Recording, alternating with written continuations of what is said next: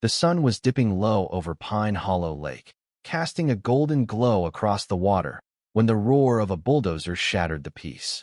I was on my porch, a worn copy of Steinbeck in hand, sipping coffee as the lake lapped at the dock my grandfather built decades ago. Then came the crunchwood splintering like bones. I bolted outside, heart hammering, and saw it. A bulldozer tearing into my dock, ripping apart 50 years of family history. Standing there, directing the chaos like a general, was Margaret Hensley, president of the Pine Hollow Homeowners Association. Her polished nails glinted as she waved her hand, a smirk curling her lips. She thought she'd already won. "Stop!"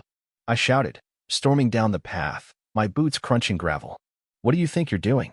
Margaret turned, her silk scarf fluttering like she was on a photo shoot, and gave me a look dripping with fake sympathy. "Mr. Carter, so nice of you to join us. We're just enforcing community standards. Your little shack doesn't fit our vision." She held up a crisp document, all official-looking, and declared it a demolition order. "This cabin is an eyesore. It's got to go." She spat out cabin like it was trash. I planted my feet on the dock's creaking boards.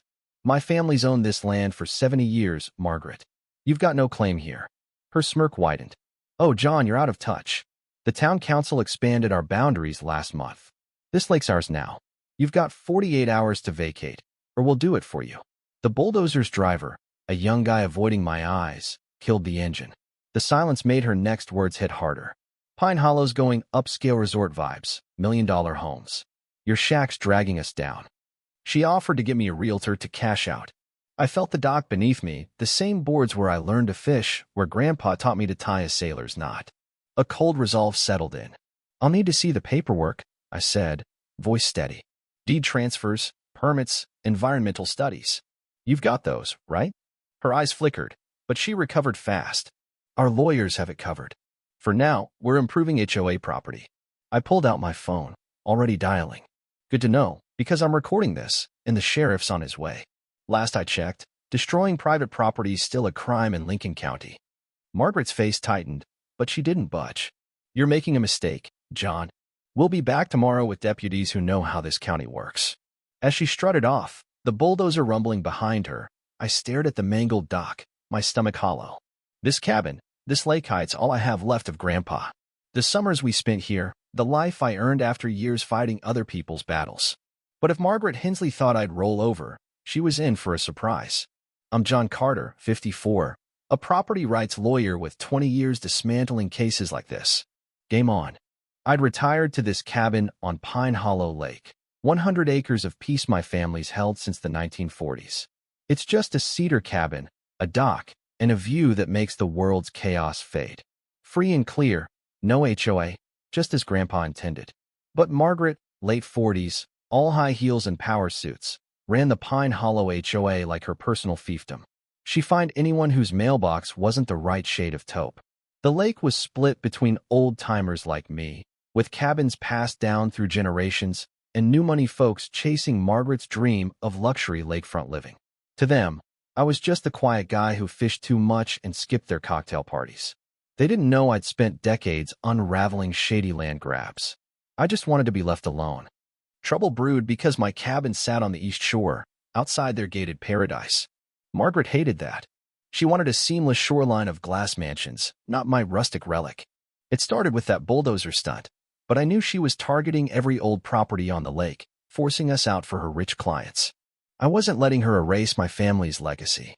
Next morning, I was at the county records office before it opened, Grandpa's deed in hand, coffee thermos in the other. The clerk, Linda, who'd known Grandpa, gave me a hug and a warning. "Those Pine Hollow folks have been in here constantly, John, pulling maps, deeds, everything." Margaret acts like she owns the county. She leaned in. "Something's fishy with their expansion. Commissioner Bradley's signing off on everything they want." That lit a fire in me. For hours, I sifted through dusty files, tracing the lake's property lines back to the 1940s. Then, in a faded 1987 deed, I found a bombshell. Pine Hollow's development came from 2 parcels. My cabin was on the eastern one, kept free and clear by Grandpa. The western parcel, where their $7 million clubhouse stood, was different. The developer, Lakefront Corp., bought it from Grandpa's partner, who owned only 51%. The other 49%? Still in Grandpa's name. Passed to me. A forgotten clause showed he never signed it away. I owned nearly half the land under their clubhouse, tennis courts, and marina. My hand shook holding that paper. Margaret's empire was built on a lie. I dug deeper. Their boundary expansion was pushed through a secret town meeting. No notice to folks like me. Their marina's environmental studies were shoddy, missing erosion data.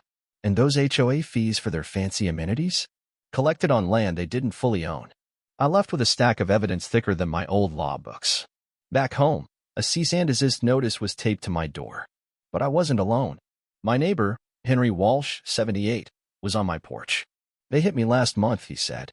Fined me $400 for my boathouse. Said it's not up to code. Half the old families are gone calling afford the fight. His eyes held a spark. You really a lawyer? Can you stop him? I clapped his shoulder. Henry, I'm not just stopping them. I'm taking their castle. I rallied 28 families into the Lakefront Heritage Group. Henry became our historian, unearthing old photos and letters. Sarah Klein, a biologist, had been fighting the marina's damage to fish spawning grounds. I sent reports to the state, she said, but they vanish. My cousin works for Bradley. It's all connected. I nodded. Write it down, Sarah. We're building a case. The showdown came fast. Saturday morning, 3 bulldozers and HOA security circled my cabin, flanked by deputies. Margaret stood in the center, clipboard in hand, her lawyer, Paul Reed, in a suit worth more than my truck. John Carter, she called, smug. We've got a court order to remove this structure. She handed me a document signed by Judge Hensley, her brother-in-law. Paul chimed in. You've ignored multiple notices. The HOA has full authority. I handed him an envelope.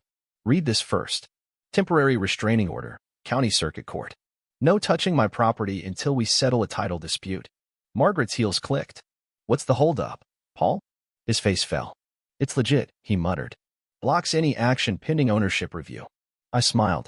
Oh, and Margaret, call your title insurance folks. I own 49% of your clubhouse land.